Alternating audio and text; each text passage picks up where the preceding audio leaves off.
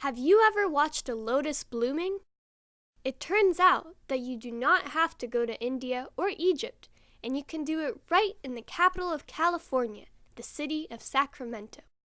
Sacramento is kind of uncharted territory for us, but we do try to stop by and take a peek at the different attractions.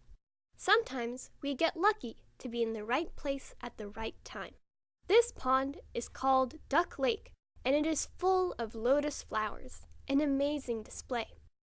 It's located near Highway 5, which makes it very convenient if you are coming out of town. Last summer, we decided to check out the park near the zoo, having in mind to stretch our legs, but what we saw was really awe-inspiring. Lotus flowers last up to 5 days, and they appear if there are enough hot and sunny weather, and this puts it right in the middle of summer. In 2018, it was the second week of August. In contrast to the popular belief, the lotus flowers emerge from the water not every night. It takes them several days. So what?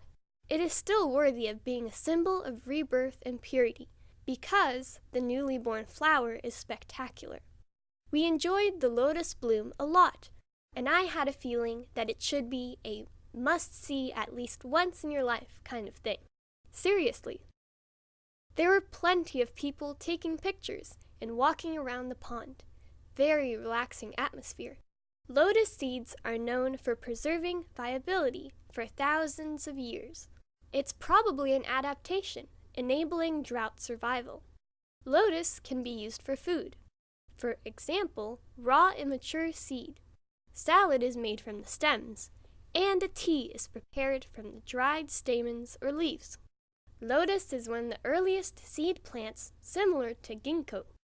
Another cool thing about this plant is that the leaves have tiny bumps, or so-called waxy protrusions on their surface. The water droplets would just sit on the top of these bumps, and the surface would still have access to air for gas exchange.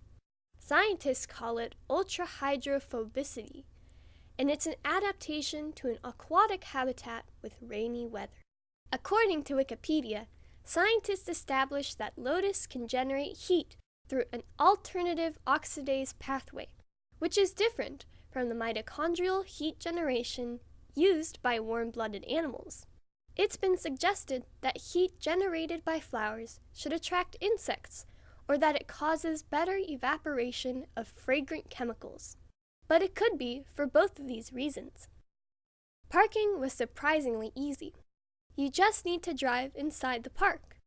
We left the car at Peace Pond, dedicated to Mayor Ann Rudin on 14th Avenue, and walked around the golf course. At the pond, we saw another botanical rarity in this area, a linden tree, which also called the lime tree. It is quite common in Europe, and my parents and grandparents used it to make a fragrant tea from the blossom as herbal medicine or just for enjoyment. For that, you would need to boil the blossom, including the elongated yellowish-green leaf-like parts, for over 10 minutes and let it sit for a while. As always, a word of caution: do not consume any plants without proper research. Even a harmless tree can grow near the road and absorb toxic chemicals. So, be warned. Thanks for watching. I hope that one day you will see this spectacle. Just make sure to look for the local news online about a flowering lotus in order to catch the event. Good luck!